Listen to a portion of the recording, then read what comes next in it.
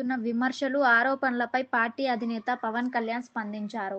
పార్టీపై జరుగుతున్న కుట్రల గురించి మాట్లాడారు. ఈ విషయంలో జన సైనికులు, వీర మహిళలు అప్రమత్తంగా ఉండాలని సూచించారు. వ్యక్తుల మధ్య ఘర్షణలు, ఆర్థిక లావాదేవీలు, వివాహేతర సంబంధాలను పార్టీకి ఆపాదించడానికి ప్రయత్నిస్తున్నారని పవన్ కళ్యాణ్ అన్నారు.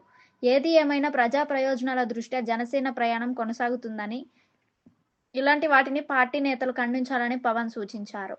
సమావేశం సందర్భంగా మాట్లాడిన పవన్ కళ్యాణ్, జనసేనపై ఎలాంటి దుష్ట శక్తులు దృష్టి సోకకుండా కాపు కాస్తున్న జన సైనికులు, వీర మహిళలు, నాయకులు సర్వదా ప్రశంసనీయులు అన్నారు.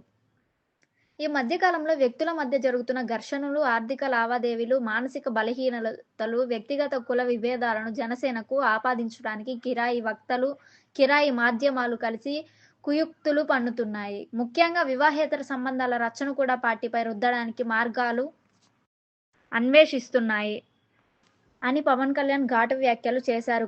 కాగా ప్రజా ప్రయోజనాల దృష్ట్యా జనసేనపై జరుగుతున్న ఇలాంటి ప్రచారాలను జన సైనికులు తీవ్రంగా ఖండించాల్సి ఉందని పవన్ చెప్పారు. రాజ్యాంగబద్ధంగా ప్రజాసేవే పరమావధిగా జనసేన ప్రయాణం అప్రతిహతంగా కొనసాగుతుందని అన్నారు. ఈ ప్రయాణంలో తోడు నీడగా ఉన్న జనసేన శ్రేణులకు కృతజ్ఞతలు తెలియజేశారు.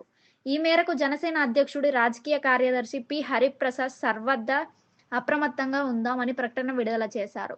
మరోవైపు కోటప్పకొండ, కొత్తపాలెం గ్రామాల మధ్య పంచాయతీరాజ్ శాఖ నిధులతో నిర్మించిన నూతన రహదారిని గురువారం పవన్ కళ్యాణ్ ప్రారంభించారు. కోటప్పకొండ క్షేత్ర దర్శనం అనంతరం కొండ దిగువన ఉన్న శివస్తూపం వద్ద ఏర్పాటు చేసిన శిలాఫలకాన్ని ఆవిష్కరించారు. అనంతరం రోడ్డుపై నడుస్తూ నాణ్యతను పరిశీలించారు. కాగా 3.9 కోట్ల నిధులతో 8 కిలోమీటర్ల మేర ఈ నూతన రహదారిని నిర్మించారు.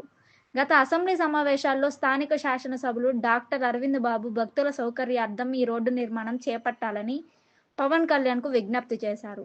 శివరాత్రి ఉత్సవాలలోపు రోడ్డు నిర్మిస్తామని ఉప ముఖ్యమంత్రి హామీ ఇచ్చారు.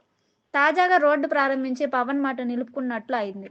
కోటప్పకొండ, కొత్తపాలెం మధ్య నిర్మించిన ఈ రోడ్డుతో శివరాత్రి ఉత్సవాలకు వచ్చే సుమారు 1.5 లక్షల మంది భక్తుల ప్రయాణ కష్టాలు తీరనున్నాయి.